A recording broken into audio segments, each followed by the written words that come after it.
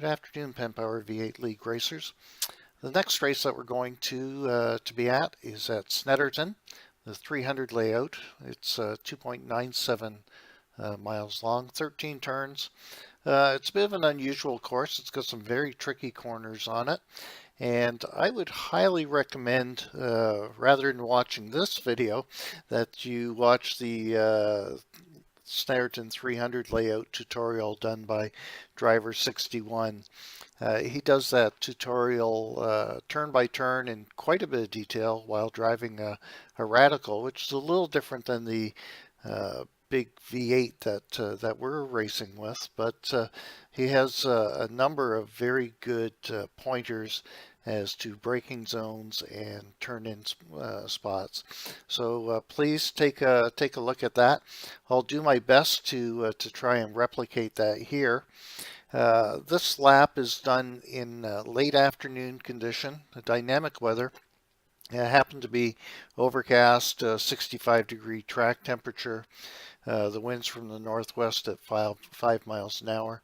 Obviously, this lap will be faster than the sprint race that we're going to do in an afternoon setting, so we'll have to make some adjustments for that. The track is very deceiving. I found it that way anyways, and maybe just my lack of experience here, but I had to back up my braking points significantly from the norm. And surprisingly enough, after watching Driver 61's video, I found that doing that and using some of his references for turn-in, that my lap seemed to be quite a lot less busy and a little smoother. So it didn't seem as hectic as normal.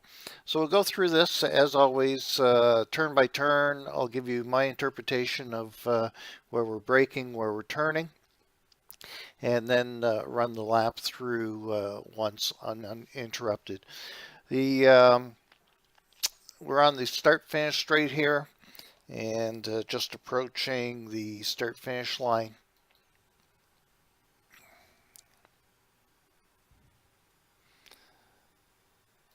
So right here, you can see we're just about at the right in this area is the 3-bar marker on the board on the left.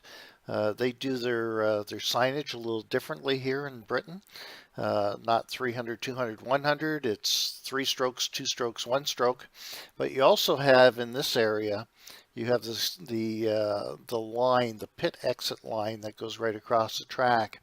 And you can see I'm just starting to brake in this area here.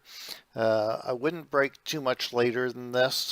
This turn here is very, very fast. You do want to get to the inside and grab that curb a little bit. But as Driver 61 says, you don't want to brake too hard. You do want to carry a lot of speed through this corner. So right in here, we're aiming right for the first apex of this corner. There's actually 2. We're going to drift out a little bit and then catch the second half. Now right there, I'm in a little too tight right in this area right here. There is a bit of a bump and it does unsettle the car a little bit, and we'll try and push it out to the far left.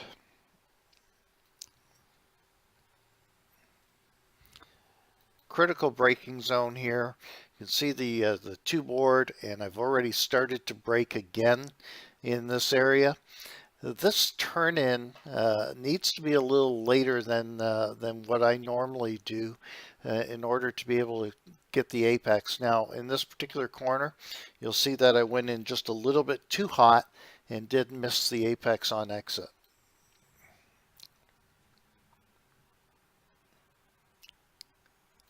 So I wanted to be in just a little bit more on that curb, and could have carried maybe a little bit more speed through there.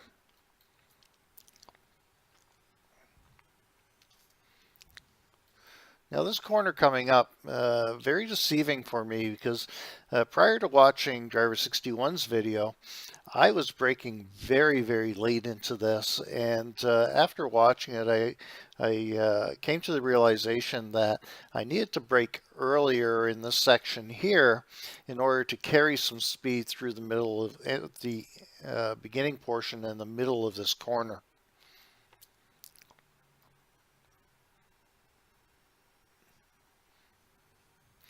And you'll see I was in fourth gear there. Previously, I'd been using third gear, and just by braking a little bit and trying to carry some more speed, I actually turned a purple sector in this particular section.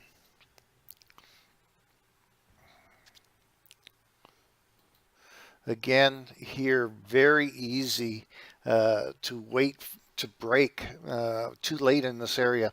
Just past the 3-bar board, well before the 2, and you can see I'm already on the brakes. If you wait to brake in this area up here, you will definitely overshoot the corner. So we get in nice and tight here. We're in second gear. There's no need to go to first. By braking as early as we did, we can keep a nice tight line in here and capture the apex.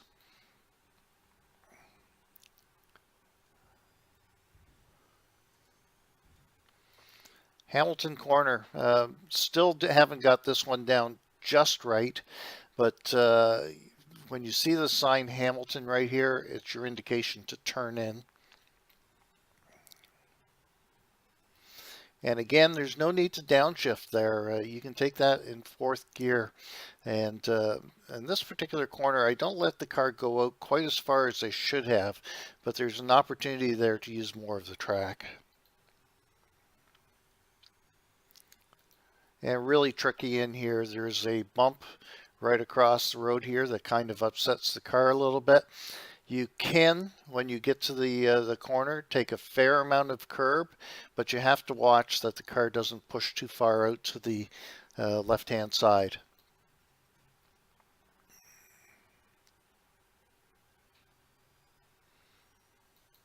And this corner here, critical, you're going onto a very, very long straight.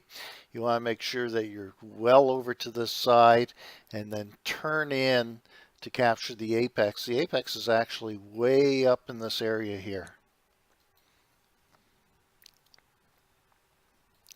The car does want to push out quite a bit. It's important for you to just stay off the throttle a little bit. Get the car around the corner before getting right back on the accelerator.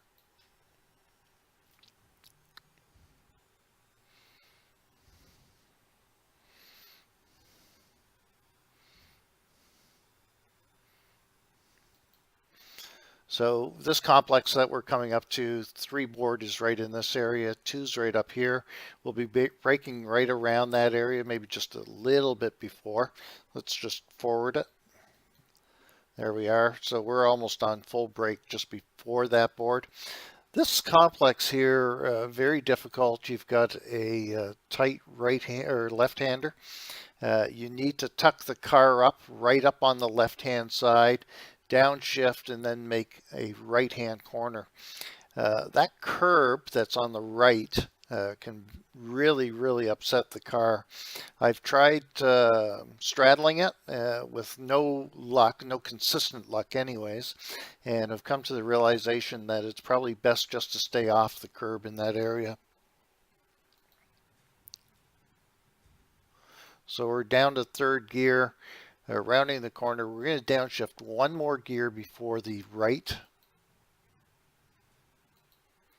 So I'm turning in a little early here, and I have to consciously make myself go a little deeper into this corner before turning.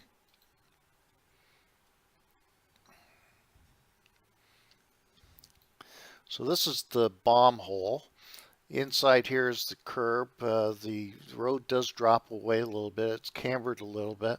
If you get it right, the car should stay tucked in all the way along here. You'll see that I get out a little bit to the left-hand curb.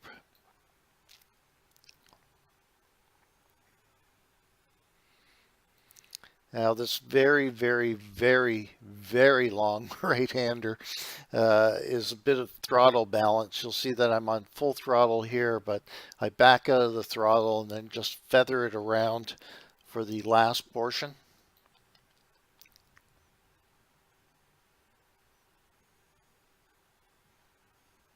Right about this point, I'm off throttle.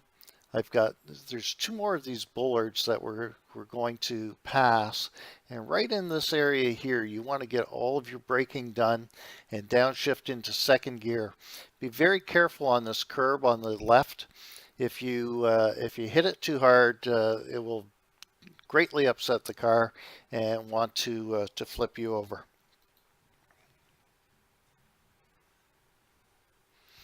Now I did that in first gear, and in retrospect, second gear probably would be the better way to go. I think you have to judge the speed that you're carrying at that point in time, but I believe second gear is the way to go in that particular corner.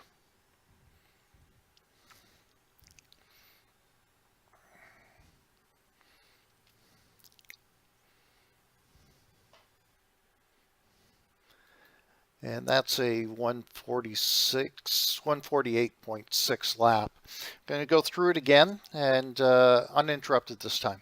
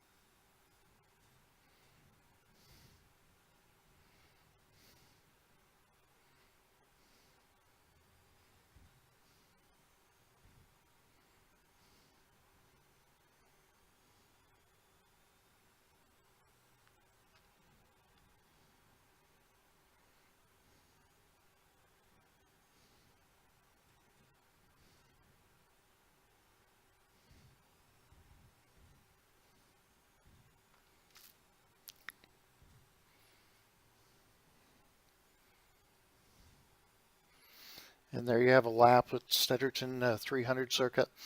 As always, these videos are brought to you by the League, Penpower, Never Quit Racing, and Simability.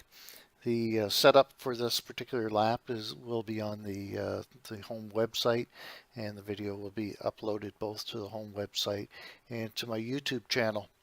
Any questions, as always, feel free to send me a private message or ask me in the forum, and I'll do my best to answer your questions. Take care and have fun, guys.